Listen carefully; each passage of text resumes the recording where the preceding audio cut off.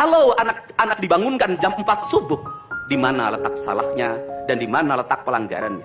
Kalau anak-anak dibangunkan kemudian disuruh membereskan tempat tidur, apa salahnya dan apa pelanggaran hak anaknya? Kalau anak-anak disuruh sholat subuh, apa pelanggaran haknya?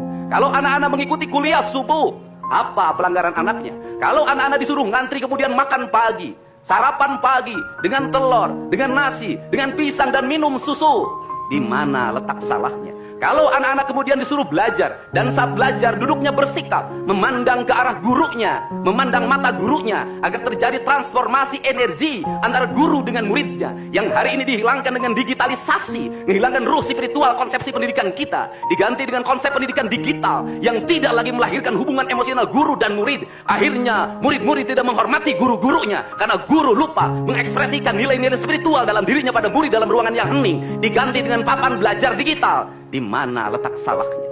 Kalau anak-anak itu diajarkan makan siangnya tertib, berantri, berdoa sebelum makan, di mana letak salahnya? Kalau anak-anaknya sore hari diajarkan bola voli, sepak bola, latihan baris berbaris, di mana letak salahnya? Kalau sore hari anak-anak disuruh masuk ke masjid, mengikuti pengajian, di mana letak salahnya? Kalau setelah itu mereka makan malam, dan makan malam ditandai dengan berdoa, di mana letak salahnya? Kalau mereka jam 9 disuruh masuk bara, disuruh masuk ruang tidur, dan disuruh tidur, di mana letak salahnya? Justru hak-hak anak terdapat di barak pendidikan TNI, dan hak itu tidak mereka dapatkan di rumah-rumah.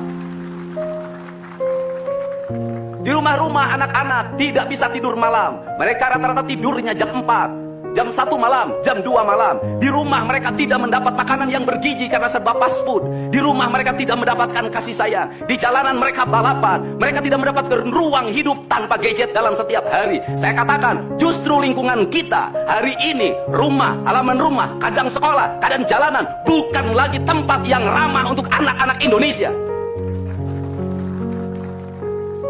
Untuk itu apa kebijakan yang harus kita lakukan?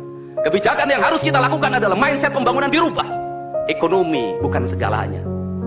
Itu penting. Tetapi ekonomi tidak boleh membunuh ruang-ruang publik di mana orang mendapat ruang bercengkram. Desain rumah harus dikembalikan pada desain yang membuat jendela, membuat ruang untuk ibu dan bapaknya berkumpul. Halaman rumah harus tersedia di setiap kampung, jangan dihabiskan untuk bangunan, karena anak-anak ingin bermain di halaman. Lapangan bola di setiap desa harus ada. Karena apa? Karena mereka terus berinteraksi olahraga. Sungai-sungai harus dijernihkan, karena anak-anak orang miskin tidak bisa berenang di kolam renang yang berbayar. Mereka harus berenang di sungai-sungai yang jernih. Gunung-gunung harus dihijaukan, karena anak kita perlu hiking dan traveling dalam setiap waktu. Anak-anak kita perlu berinteraksi dengan semesta. Lampu-lampu kadang sebulan sekali harus dimatikan, agar anak kita bisa menatap langit, melihat bulan dan bintang, bahwa dia adalah bagian dari cakrawala yang indah. Negeri ini sudah sesak dengan uang di kepalanya. Yang akhirnya apa? Pendidikan hanya menjadi ucapan dan tingkatan S1, S2, dan S3. Tapi pendidikan lupa ada nilai esensial yang harus dihidupkan dalam relung hati manusia. Pendidikan Indonesia adalah mewujudkan manusia Indonesia seutuhnya. Mewujudkan manusia Indonesia seutuhnya. Dalam falsafah Sunda disebutnya Pancawaluya. Cager, bager, bener, pinter, singer. Itulah falsafah pendidikan asasi.